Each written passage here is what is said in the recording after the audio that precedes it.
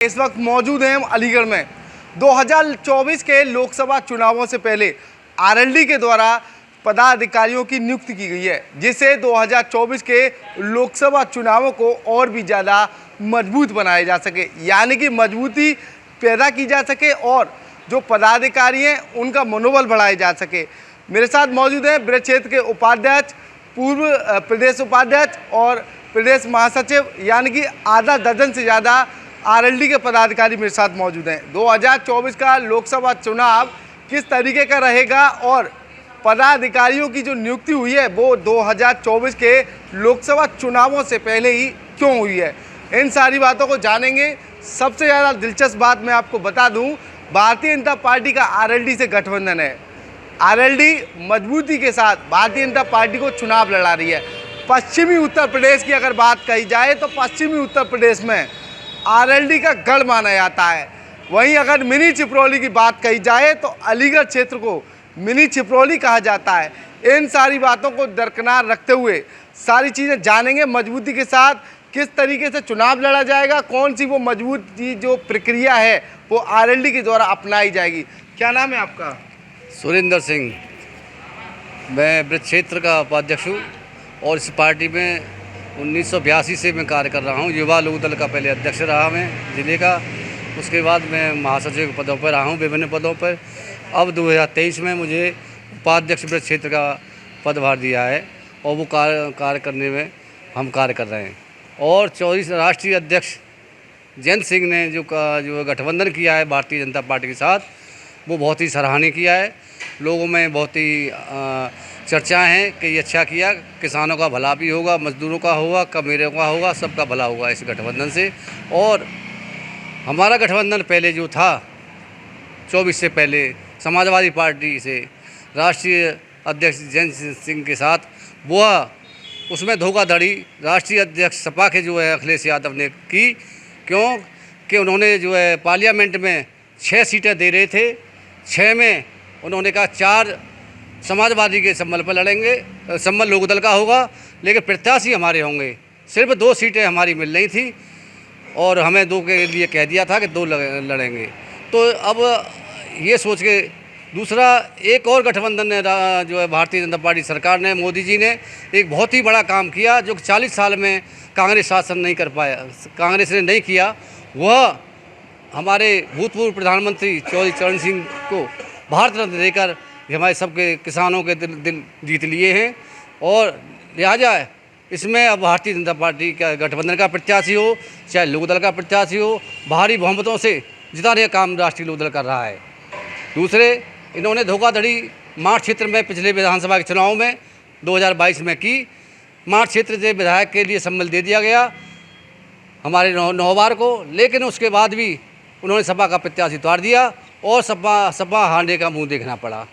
तो ये समाजवादी पार्टी धोखाधड़ी वाली पार्टी है, इससे सचेत रहना है। और कोई भी कार्यकर्ता समाजवादी के साथ कोई भी अब नहीं है, सिवाय भारतीय जनता पार्टी के साथ सभी कार्य कर रहे हैं लोग, चाहे छोटा कार्यकर्ता हो चाहे बड़ा हो, सब मन से काम कर रहे हैं। ये बताइए, 2024 के लोकसभा चुनाव से पहले ही अलीगढ़ में आधा दर्जन से ज़्यादा नए पदाधिकारियों की नियुक्ति की गई है, तो क्या वो वजह रही जो 2024 के चुनाव से पहले ही पद नियुक्ति की गई है? 2024 में जो अब पद दिए जा रहे हैं वो कार्य बहुत दिनों से कर रहे हैं। जो कार्यकर्ता हैं उनको भी एक मौका मिलेगा काम करने का और उन्हें काम करने के लिए समय दिया गया है और जो है कार्य भी वो लोग कर रहे हैं।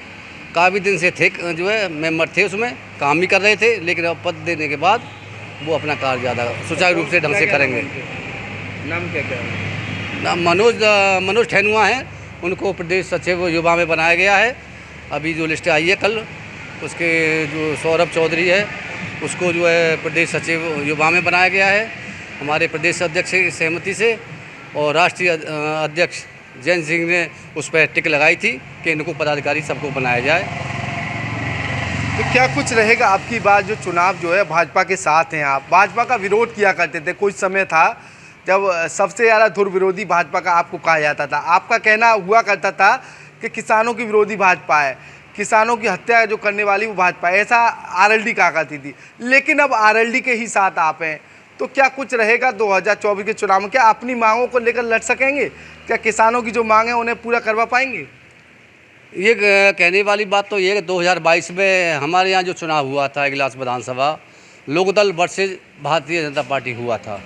उसके बाद में ये बूलहटी कांड हुआ था, जो लड़की जो हरिजन की लड़की थी उसको मार के गिरा दिया था। उस पर भी चौधरी जैन सिंह ने लठ खाए थे। विधायक जो वर्तमान में विधायक हैं गुड्डू जी, उन्होंने भी वहाँ लठ खाए थे। कार्यकर्ता बहुत से थे, हम भी थे उसमें, लेकिन हमारी उम्र ज़्यादा थी, हम अलग थे। लेकिन लठ नहीं मारा, पुलिस वालों ने हम बचा दिए। लेकिन उन पर लठ खाने के बाद भी अब ये जो नया का जो हुआ है 2024 में कि संसद में हमारे चौधरी चरण सिंह जी को भारत के प्रधानमंत्री रह चुके हैं, जो भारत रत्न देकर ये बहुत ही सराहनीय कार्य किया है। दूसरा, हमारे अभी उन्होंने एक घोषणा की चौधरी जैन सिंह ने मेरठ की रैली में, वहाँ मोदी जी भी थे, उनके सामने था 400 पार और 400 के पार गन्ना भी बिकेगा। तो अब किसानों की जो भी मांगे हैं वो सारी पूरी होंगी। इन्हीं जो है उनको आगे काम करते हुए, किसानों के हित में काम करते हुए राष्ट्रीय अध्यक्ष जैन सिंह ने अपना जो निर्णय लिया है वो सही नहीं लिया है। क्या कहेंगे, लंबे समय से आप जो है आरएलडी में जुड़े रहे, दुर्विरोधी कहे जाते थे, लेकिन अब क्या रहेगा चुनाव में? नहीं, चुनाव तो हम भाजपा से मिलके लड़ रहे हैं। मुद्दे हमारे हटे नहीं हैं, जो हमारे मुद्दे थे आज भी बरकरार हैं। माननीय जयंत चौधरी जी किसानों, युवाओं, नौजवानों, अल्पसंख्यकों, इन सारे मुद्दों को लेके आगे बढ़ रहे हैं। ऐसी कोई बात नहीं है। हम भाजपा के साथ मिलके चुनाव लड़ रहे हैं, ईमानदारी से लड़ रहे हैं। हम 80 सीटों पर चुनाव लड़ रहे हैं। ऐसा नहीं है कि हमें 2 सीट मिली हैं तो हम 2 पे ही मानने हो। हम 80 सीटों पर चुनाव लड़ रहे हैं और 80 सीटें भारी बहुमत से जीते। समाजवादी पार्टी को लेकर क्या कहेंगे? समाजवादी पार्टी भी जीत के दावे कर रही है, तो क्या लग रहा है आपको? जब समाजवादी पार्टी की सरकार प्रदेश में आई है, गुंडागिर्दी बहुत ज़्यादा बढ़ी है और उस गुंडागिर्दी से पीछा छुड़ाने के लिए आज जनता भाजपा और राष्ट्रीय लोकदल के साथ है। उन पर कोई मुद्दा ऐसा नहीं है जिसके आधार पर वो चुनाव लड़ें। पश्चिमी उत्तर प्रदेश में तो उनकी कोई रैली करने की हिम्मत नहीं हो रही कि वो कहीं रैली भी कर लें। ये बताइए, लंबे समय से आप जुड़े हुए हैं, तो किस तरीके से देखते हैं पहले की राजनीति और अब की राजनीति में? क्या पद रहा था, कौन कौन से पद पर आप आसीन रहे थे? मुझ पर मैं जिलाध्यक्ष रहा। अलीगढ़ हाथरस जब एक ही जनपद था, उसके बाद मुझे पश्चिमी उत्तर प्रदेश का महासचिव बनाया। उसके बाद मुझे पश्चिमी उत्तर प्रदेश का उपाध्यक्ष बनाया। फिर मुझे राष्ट्रीय लोकदल उत्तर प्रदेश का सचिव बनाया। उसके बाद महासचिव बनाया और मैं बदायूं, आगरा, फिरोजाबाद का प्रभारी भी रहा हूं। आज मेरे पास कोई पद नहीं है। मैंने मना कर दिया था आदरणीय चौधरी साहब से कि मेरी अब उम्र ज़्यादा है और लोगों को मौका मिलना चाहिए, इसलिए मैंने कोई पद लिया। तो पहले की राजनीति अब की राजनीति कितना? पहले की राजनीति अब की राजनीति से अंतर है।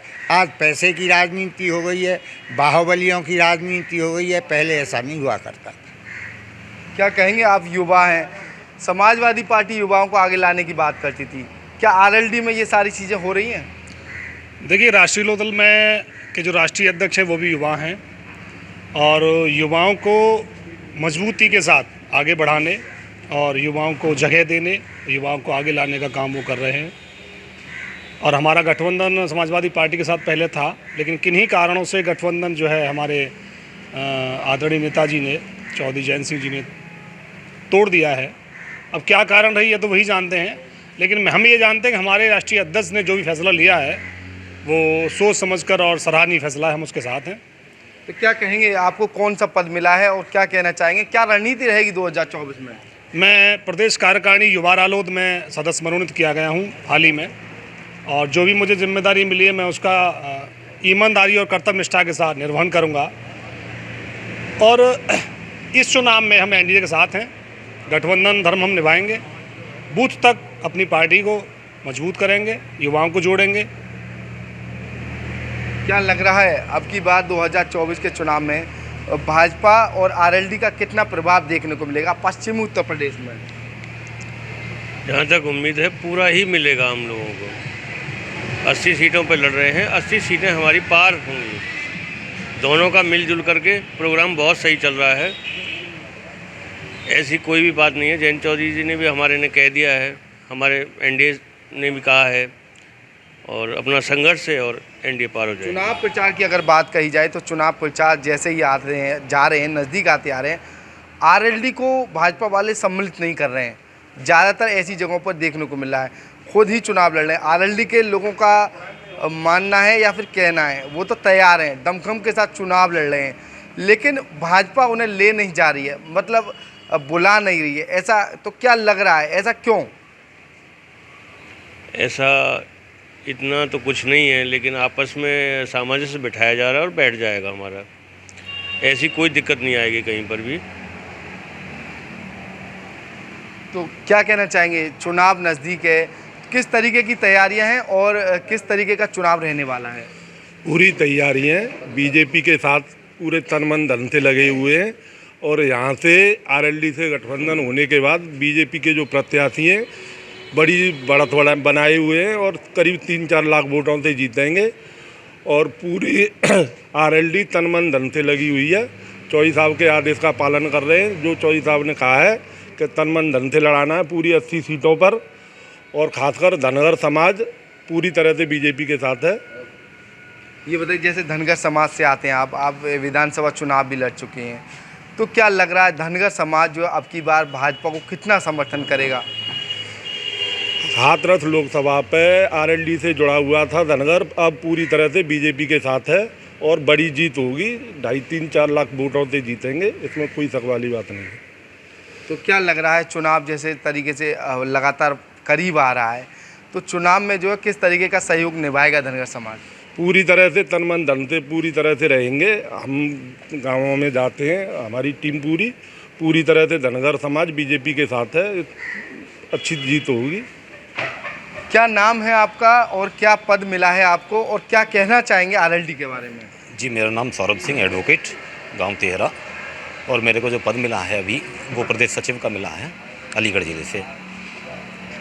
तो क्या कहना चाहेंगे, किस तरीके की रणनीति रहेगी? प्रदेश सचिव मनोनीत किए गए हैं आप, तो क्या कहना चाहेंगे? रणनीति ये रहेगी कि आज जो हमारा अभी गठबंधन हुआ है एनडीए से, उसे हम ज़्यादा से ज़्यादा मजबूत करने की कोशिश करें। और जो गठबंधन हुआ है वो हमारा इन समझौतों पर हुआ है कि जो हमारे किसान, मजदूर, जो युवा परेशान हैं, उनको लेकर कुछ अच्छा सोचे भाजपा गठबंधन। और जो हमारे युवा इस टाइम जो ज़्यादा बेरोज़गार हैं, परेशान हैं महंगाई से, उनके बारे में आगे हम अपने गठबंधन को लेकर चलें। तो क्या कहना चाहेंगे, पहले की राजनीति युवाओं के लिए कैसी थी और अब की राजनीति जो आरएलडी के लिए कैसी नज़र आ रही है?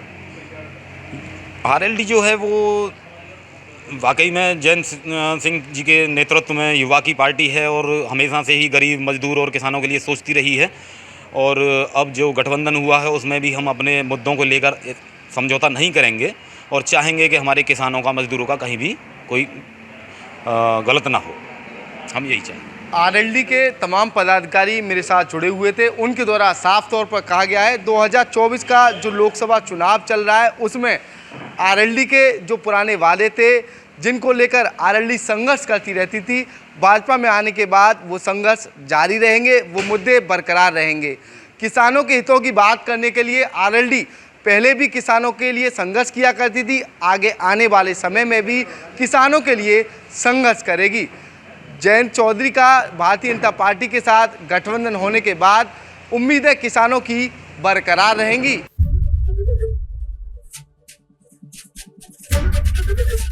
एबीपी गंगा, खबर आपकी, जुबान आपकी।